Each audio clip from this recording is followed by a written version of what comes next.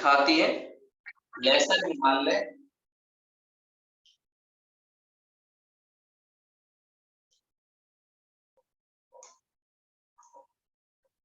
इसके left side में हमें दिखता है एमसीटी, मेन सेंट्रल थ्रस्ट, और उसके आगे हमें दिखेगा ग्रेट हिमालय।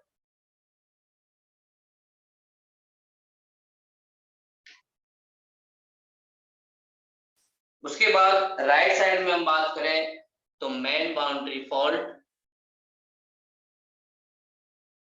और मेन बाउंड्री फॉल्ट के बाद शिवालिक।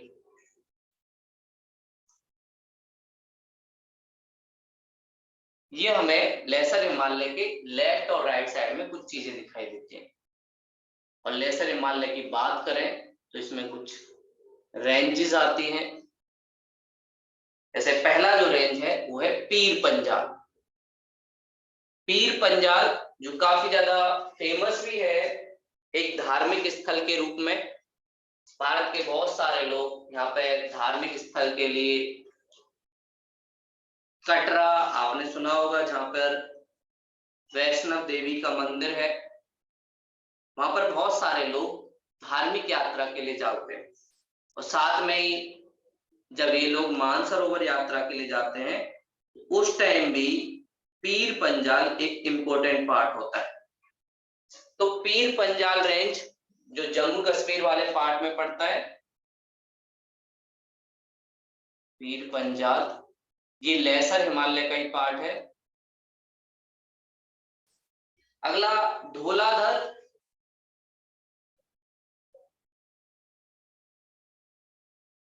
थर, जहां पर हिमाचल प्रदेश के जो हिली एरिया है, शिमला हो, कुल्लू मनाली, ये सारे क्षेत्र जिस एरिया में पड़ते हैं उसमें धौलाधर वाले। अगला यूके में उत्तराखंड में नाग टिब्बा।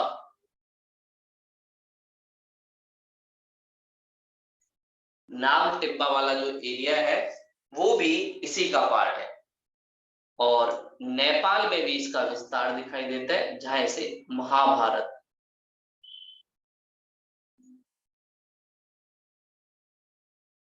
महाभारत के नाम से नेपाल में जाना है। तो ऐसे लेसर हिमालय की कुछ पीक है।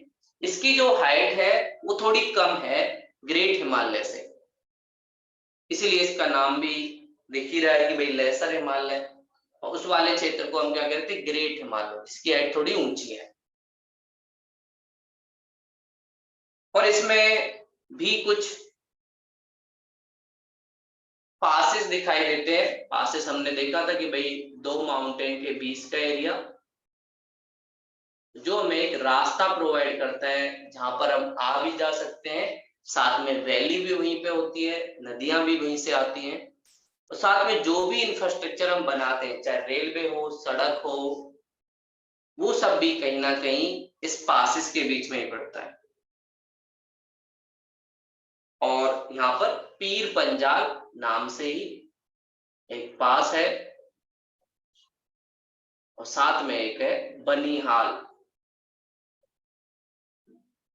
हाँ, ये दो पासेस यहाँ पे देखते हैं जिनके बीच से रास्ता दिखाई देता है।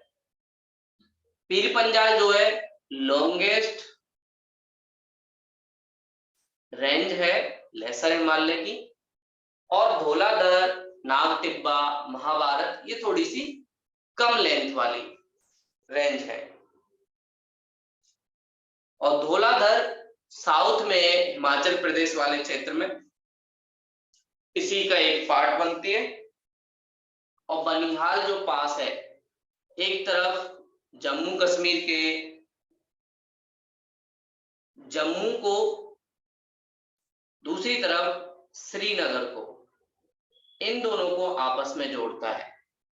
जब आप जम्मू कश्मीर का मैप देखेंगे तो वहां पर दो चीजें, एक जम्मू और एक श्रीनगर, और जो वॉयलेंस जो आपको ज्यादातर दिखती है वो दिखती है श्रीनगर वाले पार्ट, ना कि जम्मू वाले पार्ट में। जम्मू वाला क्षेत्र ज्यादातर है शांति रहता है।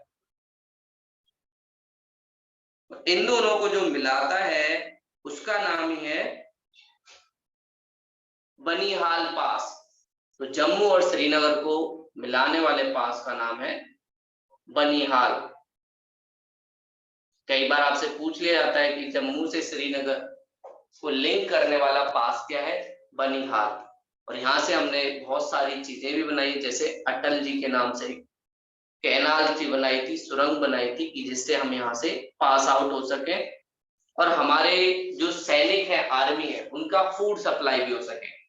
क्योंकि हमें पता है विंटर के टाइम यहाँ पे काफी ज्यादा बर्फबारी होती है, तो उस टाइम सारे रोड एक तरीके से जम जाते हैं। इसलिए हमने इस वाले एरिया में, पहले उसका नाम जवाहर टनल था, टनल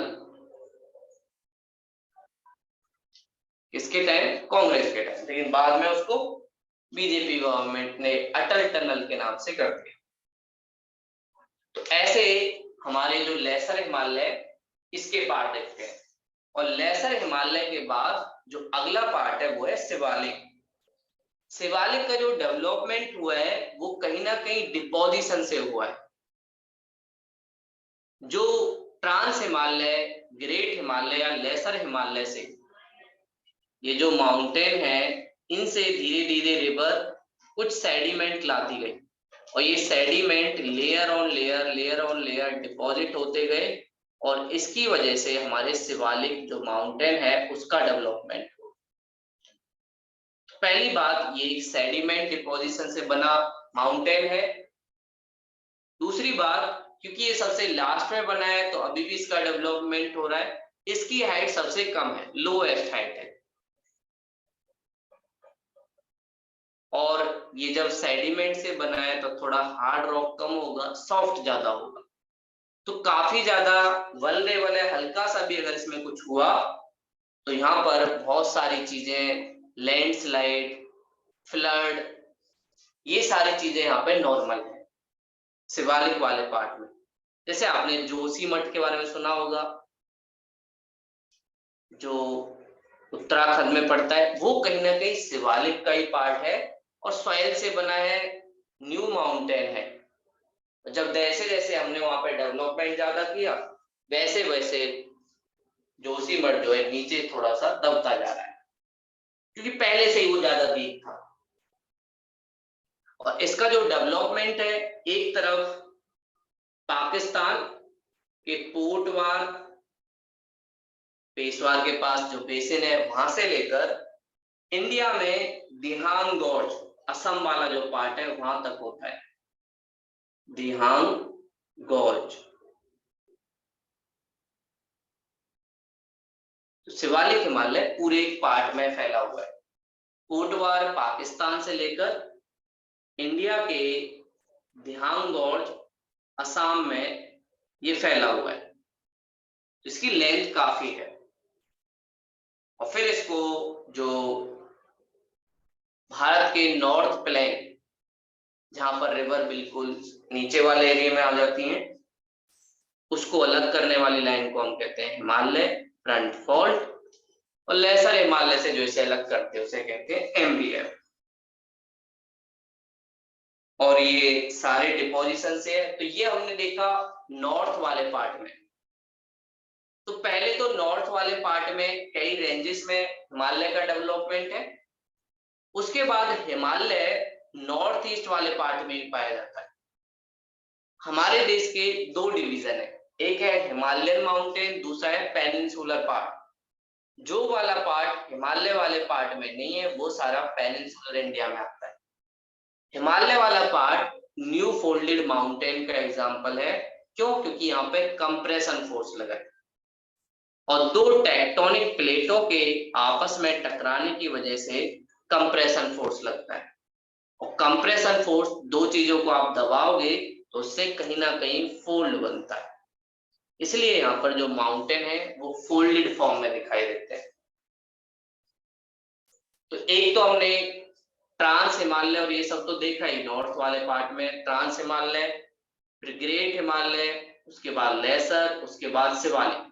ये चार रेंज हमें दिखाई देती है और उसके नीचे नॉर्दर्न प्लेन ऑफ इंडिया। उसके बाद जो हिमालय का डेवलपमेंट होता है वो नॉर्थ ईस्ट वाले पार्ट में होता है। नॉर्थ ईस्ट पार्ट वाले पार्ट में बहुत सारी चीजें हमें दिखाई देती हैं। सबसे पहले हम इधर ही देख लेते हैं कि भाई नॉर्थ वाले पार्ट में क्या क्या चीजें दिखाई देती हैं। तो ये वाला जो पार्ट है ग्रेट हिमालय के बाद ये पीर पंजाल रेंज, आप भी देखेंगे तो दिखेगा।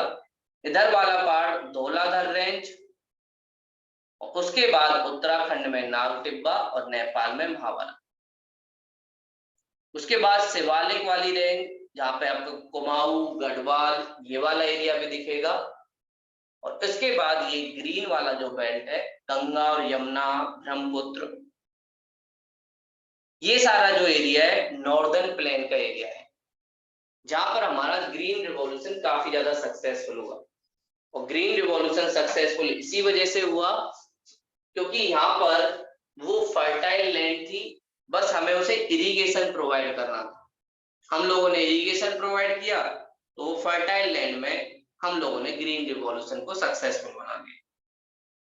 वैसे देखा जाए तो ईस्टर्न वाले पार्ट में काफी ज्यादा फर्टाइल लैंड है जो नई भी है, लेकिन वहां पे प्रॉब्लम ये थी कि फ्लड बहुत आता है, और फ्लड आने की वजह से कई बार क्रॉप खराब हो जाती है। इसलिए हमने वेस्टर्न पार्ट को ज्यादा अच्छा माना as compare to east part, कि फ्लड के लिए भी हमें बहुत सारे रिसोर्स इकट्ठा करना पड़ा। तो अब हम नॉर्थ ईस्ट में जो हिमालय का डेवलपमेंट है, ये आपका पेज नंबर 19 पे नॉर्थ ईस्ट वाला पार्ट दिखेगा, जिन्हें हम सेवन सिस्टर के नाम से देखते हैं। और अभी तक हम देख रहे हैं कि वेस्ट से ईस्ट की साइड हिमालय का डेवलपमेंट हो रहा है, लेकिन नॉर्थ ईस्ट वाले पार्ट में आपको नॉर्थ टू साउथ हिमालय का डेवलपमेंट दिखाई देगा। और यहाँ पे बहुत सारी हिल, अरुणाचल प्रदेश, नागालैंड, मणिपुर, इस वाले एरिया में हमें दिखाई देंगे। तो अब हम पार्ट में चलते हैं नॉर्थ ईस्टर्न हिमालय। और नॉर्थ ईस्टर्न हिमालय में कुछ फेमस एरिया वो भी हमें दिखेंगे। और नॉर्थ ईस्ट वाला पार्ट हमारे देश के लिए काफी इंपॉर्टेंट है। पहली बात तो यहाँ पर बहुत सारे ट्राइबल लोग रहते हैं, और इन ट्राइबल लोगों को अपनी आइडेंटिटी से बहुत ज्यादा लगाव है, लिंक है। और जब भी कोई इनके कल्चर को या इनकी आइडेंटिटी को कुछ भी चेंज करने की बात करता है तो ये थोड़े से वायलेंट हो जाते हैं। तो नॉर्थ ईस्टर्न हिमालय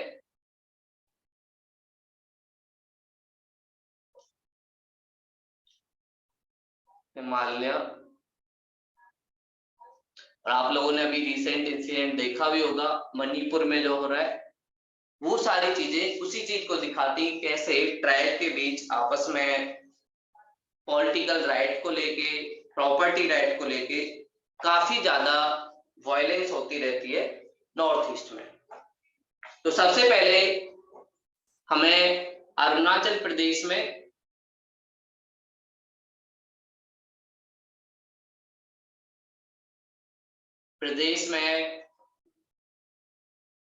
हिमालय का डेवलपमेंट दिखाई देता है।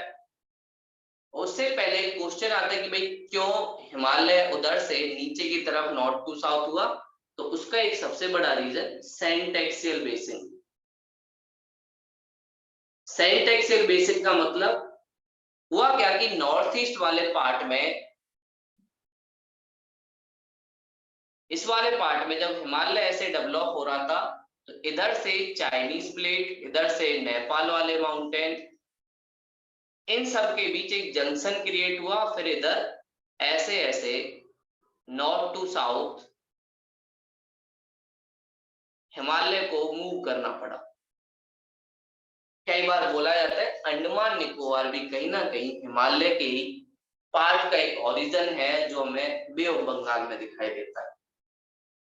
तो सेंट एक्सियल बेसिन ने एक तरीके से हिमालय को कंट्रोल किया, और थोड़ा उसको फोर्स किया कि भाई आप लोग अब ऐसे जाओ, वेस्ट टू ईस्ट आपको जाने की जरूरत नहीं। तो ये सारी चीजें हमें इसने बताई। और सबसे पहले अरुणाचल प्रदेश में बहुत सारी हिल जो उनकी ट्राइब के नाम पे रखी गई हैं। सबसे पहले आपको अबोर हिल ये दिखेगी। अबोर एक ट्राइब है जो बहुत सालों से अरुणाचल प्रदेश में रह रही है, जिनका ओरिजिन बहुत पहले से यहाँ पे हुआ है, उसके नाम पे ही अबोर हिल, हिमालय की एक पीक जो है उसका नाम रखा गया है। फिर आपको यहाँ पर मिरी हिल भी दिखाई देगी। अगला डाफला, ये सारी चीजें भी यहाँ पे दिखाई देंगी। और मिसमी, ये तीनों हिल, चारों हिल आपको अरुणाचल प्रदेश में दिखाई देंगे। और जब आप देखोगे तो एक सीक्वेंस में चाइना वाले बॉर्डर पे, अरुणाचल प्रदेश में इस बात को लेके काफी ज्यादा वो रहता है, चाइना इन सारे ट्राइबल वाले एरियो पे अपना कंट्रोल दिखाता है। ये वाला पार्ट जो है ये डाफला हिल, आगे ऊपर की तरफ चलोगे अबोर हिल, इधर वाला पार्ट मिसमी हिल, इधर मिरी हिल, और इधर वाला बॉर्डर जो है चाइना का है। चाइना अपनी 5 फिंगर पॉलिसी के थ्रू वन चाइना पॉलिसी में अरुणाचल प्रदेश को गिनता है। और 1962 में जब इंडिया चाइना के बीच वॉर हुआ था, तो उस टाइम भी उसने अरुणाचल प्रदेश के कुछ पार्ट को कंट्रोल करने की कोशिश की, और साथ में अरुणाचल प्रदेश के लोगों को भी थोड़ा ब्रेन वॉश करने की कोशिश की कि भाई आप लोगों को चाइना में आ जाना चाहिए, देखो इंडिया वाले लोग आपकी सिक्योरिटी नहीं कर पाए।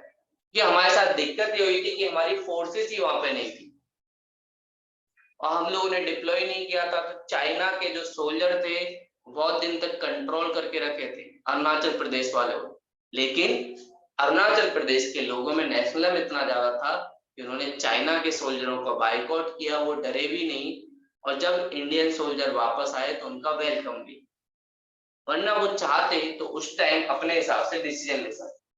तो नॉर्थ ईस्ट में पैट्रियोटिज्म या देशभक्ति काफी मिलती है, लेकिन उससे भी ज्यादा जरूरी हमें ये है कि हम अपने बॉर्डर स्टेट में ऐसा इंफ्रास्ट्रक्चर जरूर प्रोवाइड कराएं कि कम से कम उन लोगों को देश के प्रति एक अटैचमेंट रहे। अगर उनकी देश के प्रति अटैचमेंट नहीं रहेगी तो कहीं ना कहीं हमें दिक्कत आएगी। और इसके लिए हमारी एक ऑर्गेनाइजेशन जो काम करती है जिसका नाम है border road organization. Road organization जो मिनिस्ट्री ऑफ होम के अंडर काम करती है, इसका मेन पर्पस बॉर्डर एरिया में इंफ्रास्ट्रक्चर को डेवलप करना और उन लोगों को इकोनॉमिक तरीके से, सोशल तरीके से, पॉलिटिकल तरीके से इस लेवल तक लेके जाना कि वो देश से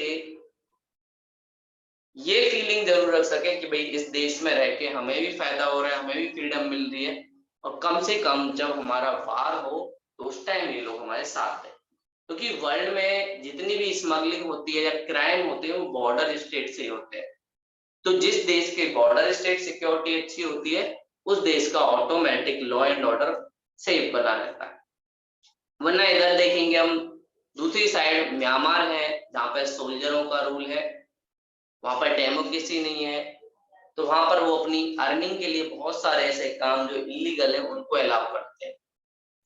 तो साथ में म्यांमार में ड्रग्स की, ह्यूमन ट्रैफिकिंग की, टेररिज्म की बहुत सारी प्रॉब्लम म्यांमार में रहती है। तो ऐसा हमारे देश में ना हो, इसलिए भी जरूरी है कि हम अरुणाचल प्रदेश की सिक्योरिटी जरूर करें।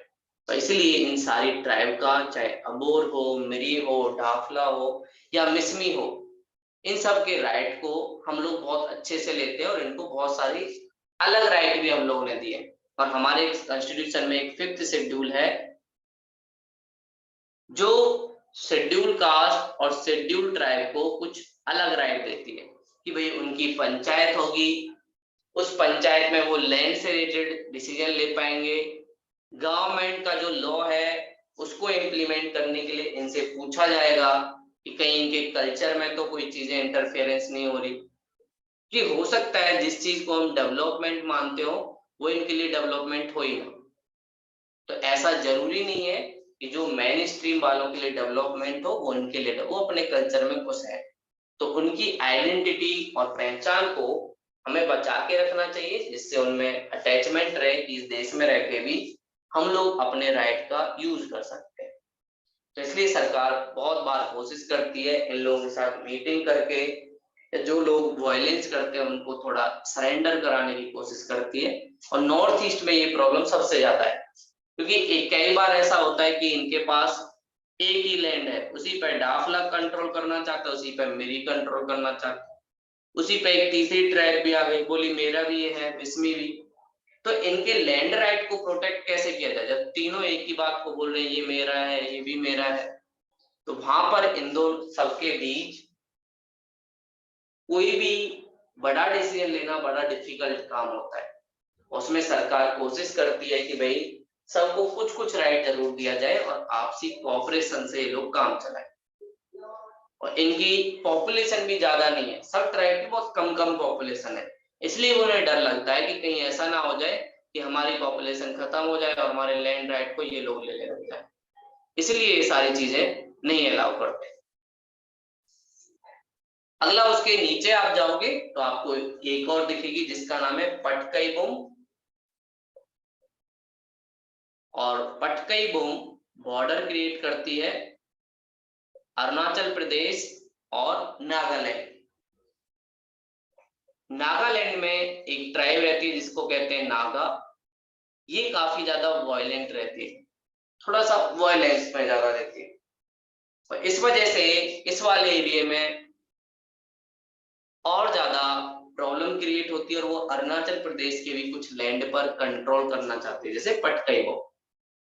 और नागालैंड वाले जो नागा ट्राइब है वो ग्रेट नागालैंड या ग्रेट नागालैंड की बात करते हैं और बोलते हैं हमें म्यांमार का कुछ हिस्सा, साथ में अरुणाचल प्रदेश का कुछ हिस्सा और असम वाला और नागालैंड वाला तो हमारा है ही। इंडिया बोलता भाई रुको, म्यांमार हमारा अच्छा दोस्त है, हम उसके साथ दुश्मनी नहीं ले सकते तुम्हारे ग्रेट नागालैंड के चक्कर में। और प्रॉब्लम क्या है, बहुत सारे म्यांमार के जो ट्राइब है वो इंडियन ट्राइब से जुड़े हुए हैं, कोई बॉर्डर नहीं है इनका स्पेसिफिक। कुछ लोग म्यांमार में रहते हैं, कुछ लोग इंडिया में रहते हैं, और कई बार जो यहाँ के कुछ लोग जो टेररिस्ट एक्टिविटी में शामिल होते हैं या वायलेंस करते हैं वो कई बार अपने म्यांमार ट्राइब की फैमिली में जाके छिप जाते हैं, तो हमें कई बार दिक्कत होती है। और एक और चीज, इंडिया और म्यांमार के बीच एग्रीमेंट है कि इंडिया के बॉर्डर में म्यांमार की तरफ से 16 किलोमीटर और इंडिया की तरफ से म्यांमार के बॉर्डर में 16 किलोमीटर जाने में कोई वहां पर वीजा नहीं लगता। ये लोग ट्राइबल लोगों के लिए फ्री होता है कि वो 16 किलोमीटर म्यांमार के अंदर, 16 किलोमीटर इंडिया के अंदर फ्रीली मूव कर सकते हैं अपने रिसोर्स के लिए या अपनी फैमिलियों से मिलने के लिए। इस चीज का ये लोग कई बार फायदा उठाते हैं। भाई 16 किलोमीटर जब कोई पूछने वाला ही नहीं है, जब मन चाहे उधर, जब मन चाहे उधर। लेकिन कई बार जब इंडियन गवर्नमेंट को लगता है कि ये लोग ज्यादा कर रहे हैं तो हम लोग सर्जिकल स्ट्राइक भी करते हैं म्यांमार में जाके, म्यांमार की गवर्नमेंट के साथ मिलकर, कि इन लोगों को थोड़ा न्यूट्रलाइज किया जा सके। लेकिन कई बार ये मुद्दा रहता है, कई बार म्यांमार को भी लगता है कि भाई इंडियन गवर्नमेंट थोड़ा ज्यादा कर रही है, क्योंकि कई बार हम लोग उनसे बिना परमिशन लिए भी चले जाते हैं उन लोगों को मारने के लिए, क्योंकि ये इंसिडेंट अचानक होते हैं। अगर बता दिया जाएगा तो उनको पता चल जाएगा, जब पता चल जाएगा तो हमें उन लोगों को फिर मारेंगे कैसे, तो ये भी सारी चीजें रहती। तो इसलिए दोनों देशों के बीच थोड़ा सा बना के रखना पड़ता है और पीस रहती है तो अच्छा रहता है दोनों देशों के लिए। अगला जो पड़ता है वो है नागा रेंज, जो इसी के ऊपर पड़ा है, नागा ट्राइब के ऊपर, नागा रेंज। ये किसमें, नागालैंड।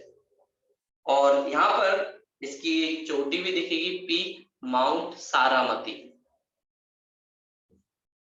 माउंट सारामती नागा हिल्स की एक चोटी है जो आपको नागालैंड में दिखाई देगी।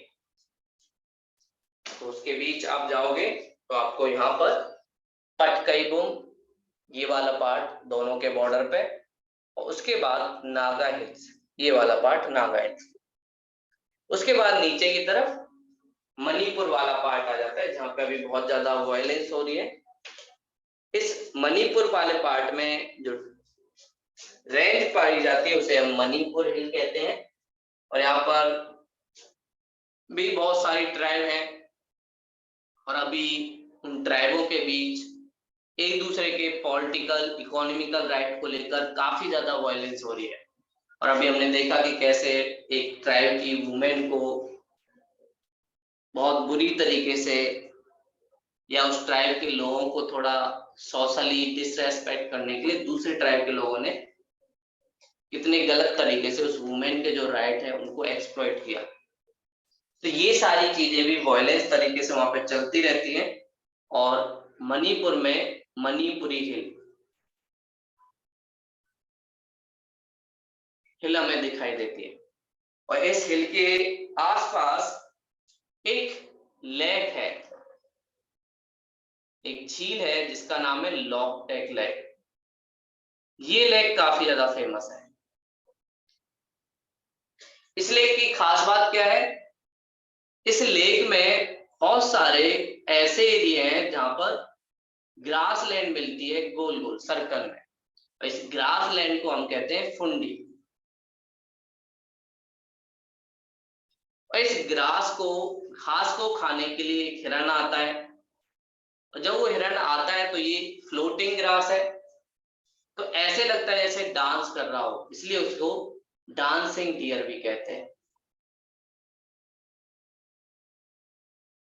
तो डांसिंग डियर कहां पे मिलता है? मणिपुर की लोकटेक लेक के पास। और वहां पर एक स्ट्रक्चर मिलता है जिसे फुंडी। और ये इंडिया का साथ में वर्ल्ड का फर्स्ट फ्लोटिंग नेशनल पार्क है। इंडिया और वर्ल्ड का फर्स्ट फ्लोटिंग नेशनल पार्क जो है वो है लोकटेक। और साथ में ये जो वेटलैंड कंजर्वेशन के लिए हम सब लोगों ने एग्रीमेंट किया है उसमें भी शामिल है। कई बार यहाँ पर लेक में वाटर की कमी हो जाती है, सिल्टिंग हो जाती है। इस वजह से इस डियर को और फुंडी को काफी ज्यादा नुकसान होता है। उसको भी कंजर्व करने के लिए हम लोग काम करते हैं। और मणिपुर में जो ये लेक है ये नॉर्थ ईस्ट की सबसे बड़ी लेक भी है, जो काफी ज्यादा फेमस रहती है। लोग यहाँ पे घूमने के लिए भी आते हैं इस डियर को देखने के लिए। तो टूरिज्म पर्पस से भी काफी ज्यादा इम्पोर्टेंट है। तो मणिपुर हिल में सेंट्रलाइज पार्ट में ही आपको लोकटेक लेक दिखाई देगी, जहां पे फुंडीज ये वाला पार्ट। और ये काफी ज्यादा टूरिज्म पर्पस के लिए फेमस भी है। और बहुत सारे लोग यहाँ पर देखने के लिए या घूमने के लिए या जब भी उन्हें वैकेशन मिलता है उस टाइम यहाँ पर आते हैं। और लोकटेक लेक को हम लोगों ने इम्पोर्टेंट साइट भी यूनेस्को के अकॉर्डिंग हेरिटेज साइट भी हमारा है कि भाई नेचुरल हेरिटेज साइट में हमें इसे कंजर्व करना चाहिए, जिससे कि यहाँ के लोगों के और साथ में नेचर के जो राइट हैं उनको प्रोटेक्ट किया सके। नॉर्थ ईस्ट में अभी भी बहुत सारे लोग जो फॉरेस्ट है उनकी वर्शिप करते हैं, जिससे पहले ट्राइबल लोग करते थे। और फॉरेस्ट से बहुत सारे प्रोडक्ट भी इनको मिलते हैं जो इनकी लाइफ के लिए इम्पोर्टेंट है, और उसको वो गॉड की तरह मानते हैं। इसलिए जब भी यहाँ के फॉरेस्ट को काटा जाता है तो वो कई बार विरोध भी करते हैं कि भाई आप लोग फॉरेस्ट नहीं काट सकते, ये हमारे लिए बहुत इम्पोर्टेंट है। और उसका एक रीजन ये होता है क्योंकि वो उस लेव को अपने ईश्वर की तरह या अपने गॉड की तरह देखते हैं। तो इसलिए उनके राइट को कंजर्व करना हमारे कॉन्स्टिट्यूशन के अकॉर्डिंग भी जरूरी होता है। और इसके लिए हमारे कॉन्स्टिट्यूशन में एक 6th शेड्यूल भी है। 6th शेड्यूल थोड़े से और ज्यादा राइट होती है। एक हमने देखा 5th शेड्यूल, दूसरा है 6th शेड्यूल। और 6th शेड्यूल में कुछ ही स्टेट है, ATMM, असम, त्रिपुरा, मेघालय, मिजोरम। इन 4 स्टेटों को और ज्यादा राइट है। मेघालय, मिजोरम, इनको और ज्यादा राइट है। और ये अपनी अपनी छोटी छोटी सोसाइटी बना सकते हैं। और सोसाइटी में कुछ भी रूल इम्प्लीमेंटेशन होने से लेकर या मैरिज से रिलेटेड कोई चीज है या गवर्नमेंट को कोई लैंड भी लेनी है, उन सब में ट्राइबल लोगों की जो सभा होती है उससे पूछना होता है, क्योंकि ये लोग इस मामले में बड़े सेंसिटिव होते हैं कि आप हमारी लैंड को किसी अदर फॉरेन वाले बंदे को या किसी अदर इंडियन को देने से पहले कम से कम हमसे जरूर पूछे कि आप लोग वहां पे करना क्या चाहते हैं, क्योंकि हो सकता है वो हमारे रिलीजन के लिए इम्पोर्टेंट हो। और जब ये चीजें गवर्नमेंट नहीं करती तो ये लोग बहुत जल्दी वायलेंस भी करने लग जाते हैं। तो इसलिए सरकार इस चीज का ध्यान रखती है। और अभी हमारे होम मिनिस्टर अमित शाह जी और साथ में मणिपुरी ट्राइब, उनके बीच एग्रीमेंट भी हुआ, पीस एग्रीमेंट, कि कैसे जो जो यहाँ पे वायलेंट तरीके से एक्टिविटी कर रहे हैं उनको कैसे सरेंडर कराना है और यहाँ पर पीस लाके मणिपुर में डेवलपमेंट को विकसित करना है। और इसके लिए हम एक ट्राई नेशनल हाईवे बना रहे हैं। ये हाईवे इंडिया से म्यांमार, म्यांमार से थाईलैंड, और हम लोग कोशिश कर रहे हैं आसियान कंट्री के साथ नॉर्थ ईस्ट वाले जोन को जोड़ा जाए। आसियान कंट्री मतलब association of south east Asian nation, Vietnam, Myanmar, Thailand, इनके साथ अगर इकोनॉमिकली ये लोग जुड़ जाएंगे तो अभी ये लोग मेनलैंड इंडिया से काफी दूर है और हमारे साथ प्रॉब्लम ये है कि इन तक जाने के रास्ते भी बहुत कम है, तो इसलिए देश की इकोनॉमी से ज्यादा जुड़ नहीं पाते। लेकिन नॉर्थ ईस्ट वाला एरिया आसियान कंट्रियों से काफी अच्छे से जुड़ सकता है। और अगर यहाँ पे हम थोड़ा सा इंफ्रास्ट्रक्चर अच्छा कर दें तो कहीं ना कहीं यहाँ के लोगों को इकोनॉमिक फायदा तो होगा ही, साथ में देश के अंदर पीस भी रहेगी। और इस नॉर्थ ईस्ट में एक नई डायरेक्शन लोगों को दी जाएगी। और मणिपुर में ही हमारा एक स्पोर्ट सिटी भी बनाया जा रहा है जो इंटरनेशनल लेवल का स्पोर्ट सिटी होगा। और आपने सुना भी है कि मणिपुर से मैरी कॉम जो एक फेमस बॉक्सर हैं वो भी हैं, और मणिपुर में काफी ज्यादा स्पोर्ट्स को पसंद किया जाता है। तो इसलिए सरकार ने स्पोर्ट सिटी बनाने का जो डिसीजन है वो मणिपुर में लिया है कि इंटरनेशनल लेवल की स्पोर्ट सिटी बनेगी और यहाँ के लोगों को स्पोर्ट्स खिलाया जाएगा, क्योंकि वो उस मामले में बहुत आगे रहते हैं। साथ में देश के भी बहुत सारे लोग इस सिटी में आ सकते हैं, स्पोर्ट्स खेल सकते हैं, जहाँ पर इंटरनेशनल लेवल की सभी ट्रेनिंग होगी। तो ये भी मणिपुर का एक कल्चर का इम्पोर्टेंट पार्ट है कि वो लोग स्पोर्ट्स में काफी ज्यादा ध्यान देते हैं। आगे मणिपुर से आगे हिल जो मिलती है उसे कहते हैं मिजो या लूसई। मिजो या लूसई हिल्स वो मिजोरम में ही मिलती है, और इसे लूसई इसलिए कहते हैं यहाँ की जो सॉइल है थोड़ी लूज है, काफी ज्यादा यहाँ पे लैंडस्लाइड बहुत ज्यादा होती है, सॉफ्ट है एकदम, और इसलिए मिजोरम को बोला जाता है कि सबसे ज्यादा वल्नरेबल है किसी भी क्लाइमेट से। हल्का सा भी टेम्परेचर कम हुआ तो मिजोरम में सबसे पहले डिजास्टर आने की पॉसिबिलिटी होती है, क्योंकि अभी जो सैल है वो अभी भी डेवलप हो रही है, क्योंकि हिमालय वाले पार्ट का है तो डेवलपमेंट इसका एक मेन पार्ट हो जाता है। इसलिए मिजोरम में बहुत सारी प्रॉब्लम होती है कि भाई लैंडस्लाइड का प्रॉब्लम हो गया और भी बहुत सारी चीजें। और इसका जो पीक है वो है ब्लू माउंटेन। कई बार आपसे पूछा जाएगा कि ब्लू माउंटेन इंडिया में कहाँ है, तो ब्लू माउंटेन इंडिया में मिजोरम में है। और मिजोरम नीचे से कुछ और कंट्रियों के साथ, एक तरफ म्यांमार दूसरी तरफ बांग्लादेश, इन दोनों से बॉर्डर शेयर करता है। तो ये वाला नीचे वाला जो पार्ट है ये मिजोरम का, जिसकी कैपिटल आइजोल है। और मिजोरम से आगे जो हमें दिखता है वो दिखता है त्रिपुरा हिल, जो त्रिपुरा वाले स्टेट में दिखाई देती है। और त्रिपुरा नॉर्थ ईस्ट के कुछ डेवलप स्टेटों में से एक है जहां पर डेवलपमेंट अच्छी है, उसका रीजन यहाँ पे पीस बहुत रहती है त्रिपुरा में। त्रिपुरा में आपको बहुत कम वायलेंस वाली चीजें दिखेंगी, तो इस वजह से नॉर्थ ईस्ट के कुछ डेवलप एरियो में से एक त्रिपुरा।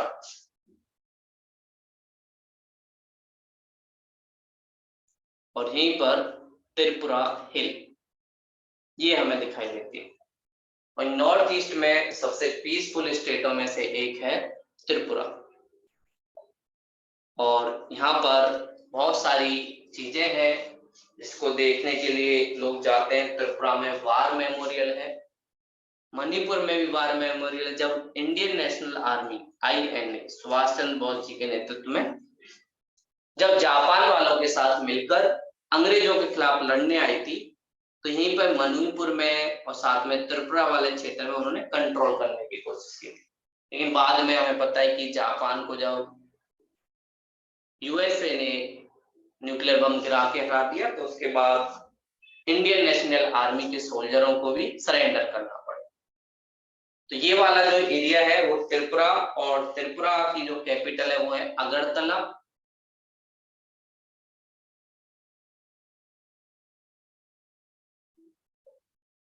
उसके बाद असम वाले पार्ट में हम आ जाते हैं जहां फेमस है गुवाहाटी।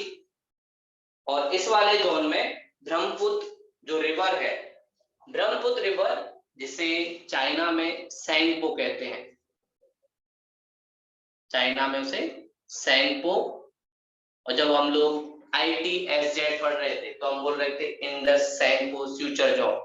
और जैसे ही अरुणाचल प्रदेश में आती है तो इसे ब्रह्मपुत्र के नाम से जानते हैं।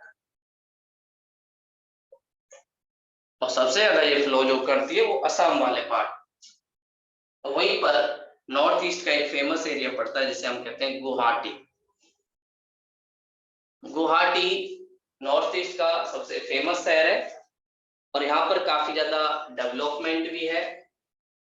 और पहले क्या हुआ था एक ही स्टेट हुआ करता था नॉर्थ ईस्ट में, नॉर्थ ईस्ट फ्रंटल एरिया, और उसमें सबकी कैपिटल असम में हुआ करती थी। इन बाद में जैसे जैसे ट्राइबों ने मांग की तो बहुत सारे स्टेटों को डेवलप करना पड़ा। अरुणाचल प्रदेश, फिर नागालैंड, फिर मणिपुर, फिर मिजोरम, फिर त्रिपुरा, फिर उसके बाद मेघालय। ऐसे धीरे धीरे नॉर्थ ईस्ट में अलग अलग स्टेट डेवलप हुए, वरना पहले ये सब एक ही स्टेट के अंडर आते थे। धीरे धीरे जैसे जैसे इनकी डिमांड बढ़ी, किसी ने अपने कल्चर के बेस पर, किसी ने अपनी लैंग्वेज के बेस पर यहाँ पर अलग स्टेट बनाने की डिमांड। सरकार ने यहाँ पर पीस को मेंटेन करने के लिए इन डिमांड को मान लिया। और यहीं पर हमें एक हिल जो दिखती है वो दिखती है मिकिर। मिकिर हिल एक तरीके से असम का जो बॉर्डर है उसके पास मिलती है। और इस हिल को कार्बी लोंग, कार्बी लोंग जो ट्राइब है उसके नाम पे कार्बी लोंग के नाम से भी जाना है। ये असम में है। और इसके पास में ही थोड़ी सी दूर एक नेशनल पार्क पड़ता है जिसका नाम है काजीरंगा, जो वन हॉर्न राइनो के लिए काफी ज्यादा फेमस है। वन हॉर्न राइनो ये काजीरंगा नेशनल पार्क के पास मिलते हैं, जो कार्बी लोंग जो एरिया है उसी के आसपास वाले जोन में है। और ये ब्रह्मपुत्र रिवर जो है उसके आसपास ही पड़ता है। उसके ऊपर आपको रेंगमा हिल दिखाई देगी, जो भी असम के इस वाले पार्ट में ही होती है।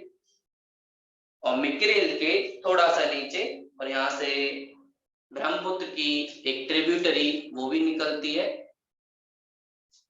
धानुश्री। धानीश्री रेंगमा से होते हुए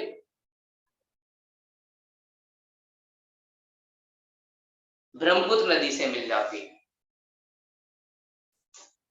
और हम पीक की बात करें तो यहाँ पर हमें बैरेल, बैरेल पीक में मिलती है, जो असम वाले पार्ट में ही पड़ती है। और बैरेल रेंज नागालैंड, वाला जो एरिया है उसमें भी पड़ती है, साथ में मणिपुर और असम, नागालैंड, मणिपुर, असम, इन तीनों स्टेट में जो रेंज पड़ती है उसका नाम है बैरलैंड। तो ऐसे हम लोगों ने हिमालय वाला जो पार्ट है वो देखा।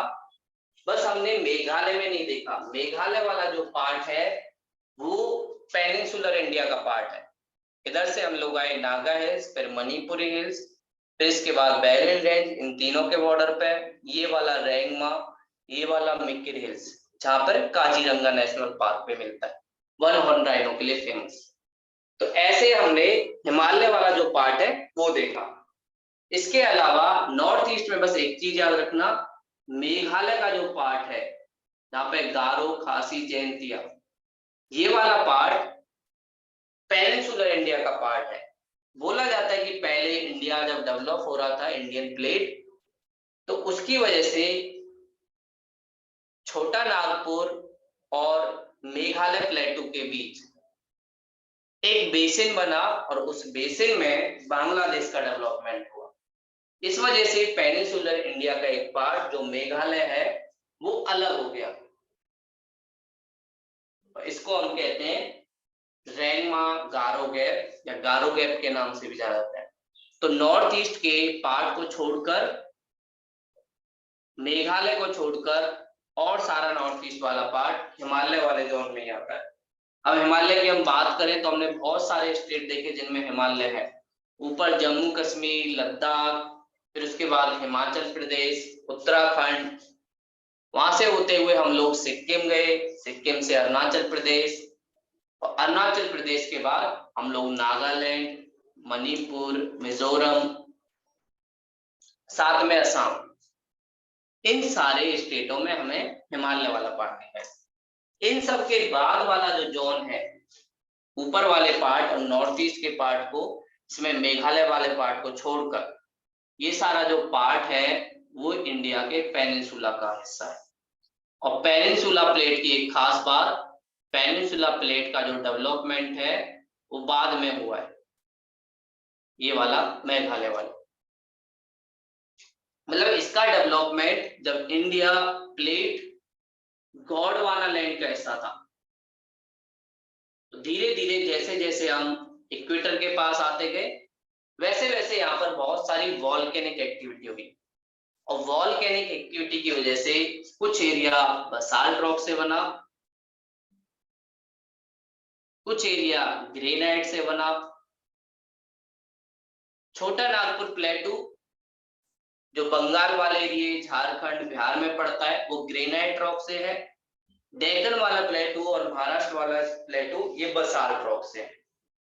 तो ये सब वॉल्केनिक एक्टिविटी के इवोल्यूशन से पड़ा। और फिर बाद में जब इंडियन और यूरेशियन प्लेट का कन्वर्जेंस हुआ, उस वजह से हिमालय का डेवलपमेंट हुआ। हिमालय प्लेट अभी भी डेवलप हो रही है, डेवलप नहीं हुई है। और पेनिनसुलर इंडिया को जानने के लिए उसे हम कई पार्ट में बांटते हैं। पेनिनसुलर इंडिया, आप लोगों से कई बार क्वेश्चन पूछा जाता है कि भाई पेनिनसुलर इंडिया का कौन कौन सा पार्ट है। कई बार पूछा जाएगा हिमालय का कौन कौन सा पार्ट है। तो पेनिनसुलर इंडिया में एक पार्ट जो आता है सेंट्रल हाईलैंड,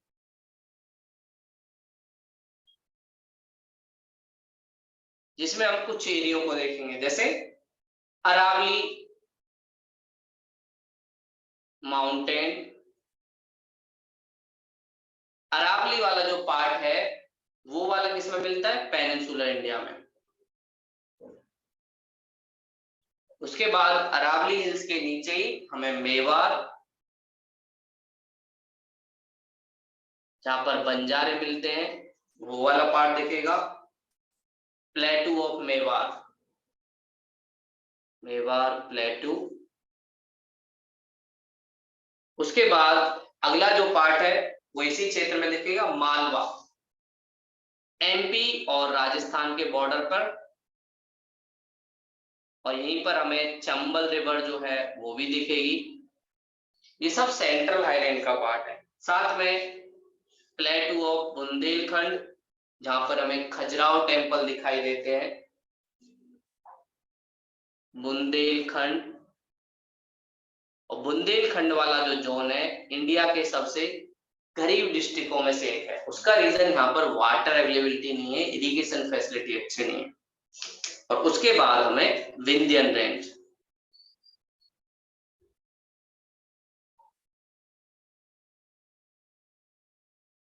ये हमें पेनिनसुला के सेंट्रल हाईलैंड में देखना है।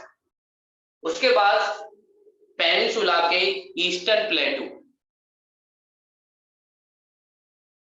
ये वाला एरिया जो है इंडिया के लिए काफी ज्यादा इंपॉर्टेंट है, क्योंकि इस वाले एरिया में हमारे बहुत सारे मिनरल्स, आयरन, कोल, गैस, ये सारी चीजें, बॉक्साइट, माइका, जिप्सम, ये सब इंडिया के ईस्टर्न प्लेटू में काफी ज्यादा मिलता है।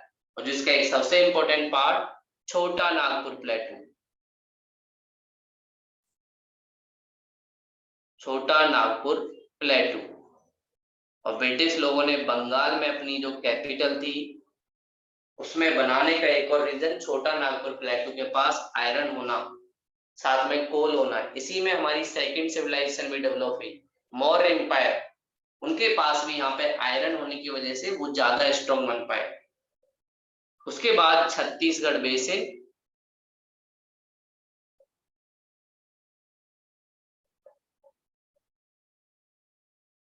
वो भी यहीं पे मिलता है, जहां पर हमें महानदी एक रिवर दिखेगी जो काफी ज्यादा फेमस है। और फिर उसके बाद इस वाले एरिया में दंडकारण्य का पठार,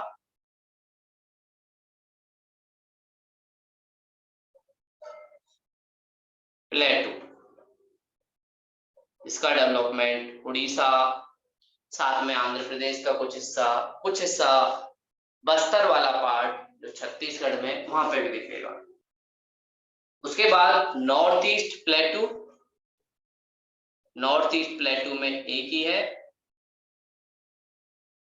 जिसे हम गारो खासी जैंतिया, जिसे प्लेटू ऑफ मेघालय। तो मेघालय का प्लेटू ये हम लोग देखेंगे और जानेंगे इस वाले एरिया में कौन कौन सी ट्राइब रहती हैं, कौन कौन से रिसोर्स हैं जो यहाँ पे मिलता है। उसके बाद ये सेकंड, ये थर्ड, उसके बाद मैं इधर बना देता हूँ। फोर्थ वाले पार्ट में हमें प्लेटू ऑफ डेक्कन, डेक्कन का जो प्लेटू है वो दिखता है, जहां पर शिवाजी रूल करते थे। डेक्कन प्लेटू, महाराष्ट्र, गुजरात वाला एरिया, कुछ कर्नाटक वाला एरिया, इस वाले पठार में सारी चीजें दिखती हैं। तो यहाँ पर हम देखेंगे डेक्कन ट्रैप। डेक्कन ट्रैप इसीलिए क्योंकि शिवाजी ने फंसाया था औरंगजेब को, इसलिए डेक्कन ट्रैप। उसके नीचे प्लेटू ऑफ कर्नाटका, जहाँ बेंगलोर प्लेटू, मैसूर प्लेटू, ये सब हम देखेंगे, जहां पर हैदर अली और उनका बेटा टीपू सुल्तान वो भी रूल किया करते थे। मैसूर किंगडम, साथ में विजयनगर एम्पायर जिसकी कैपिटल हम्पी, ये भी हमने सुना है। ये सारी चीजें यहाँ पे देखेंगे। कर्नाटका प्लेटू,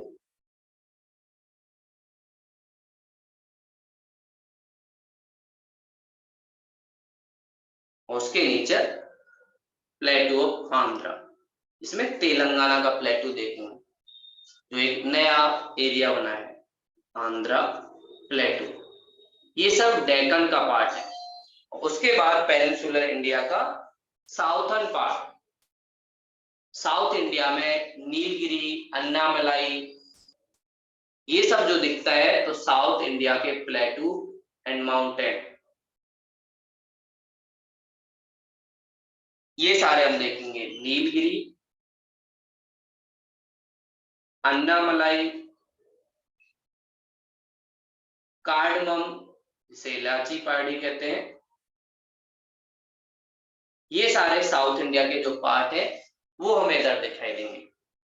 और सबसे लास्ट में वेस्टर्न एंड ईस्टर्न घाट, जो इधर वाले पार्ट में पड़ते हैं। ये वाला वेस्टर्न घाट वाला पार्ट, ये वाला ईस्टर्न घाट वाला पार्ट। सबसे लास्ट में ये 5, 6 वाले पार्ट में, इसी पार्ट में मैं इधर लिख देता हूं, western and eastern part, eastern ghat, ये सारे हमारे पेनिनसुला का पार्ट है। और इस प्लेट में, अलग अलग प्लेट में उनके स्ट्रक्चर को हम जानेंगे, और धीरे धीरे जैसे जैसे हमें पता चलेगा कि कहाँ पे कौन सा स्ट्रक्चर है, तो हम वहां की वेजिटेशन, रेनफॉल, वो सारी चीजें भी जान सकते हैं।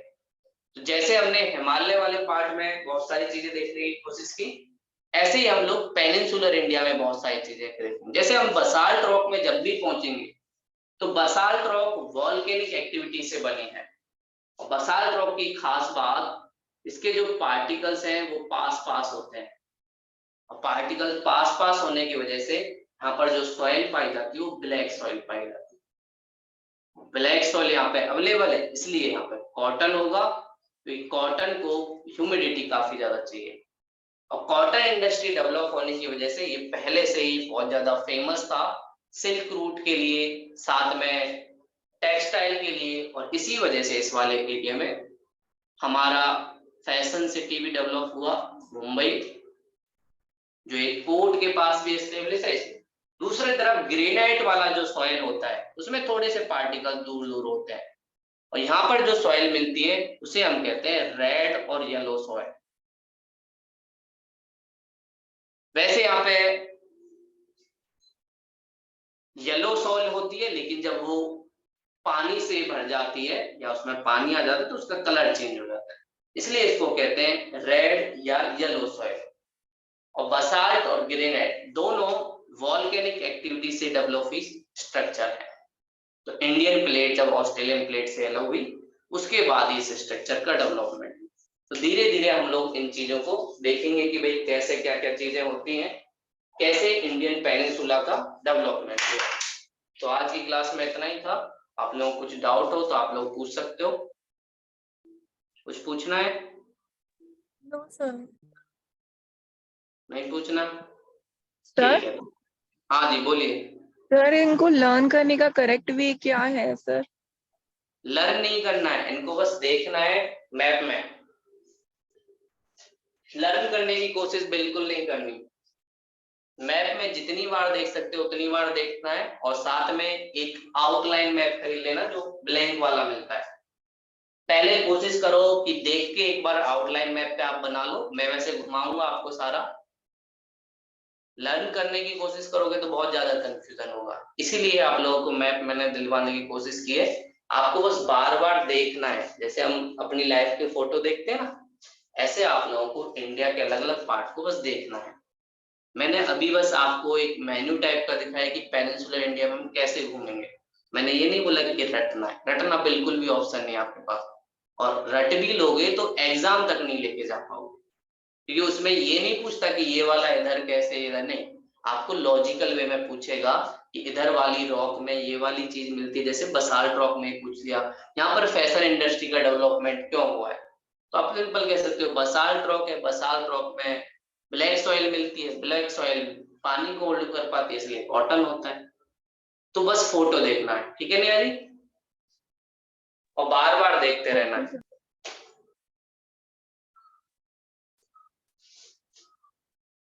आपको कुछ पूछना है या मैं बंद करूं क्लास? सृष्टि जी कुछ पूछना है आपको? सर, आप लोग बस मैप जरूर देखते जाना, जो जो मैं साथ साथ दिखा रहा हूँ ना, 2-3 बार उसे देख लेना और एक बार आउटलाइन मैप पे बनाते जाना। तो आप लोगों को अपने आप, एक बार हाथ से बनाओगे ना तो अपने आप ये सारी चीजें याद हो जाएंगी। ठीक है, तो मिलते हैं कल की क्लास में। Thank you sir. वेलकम।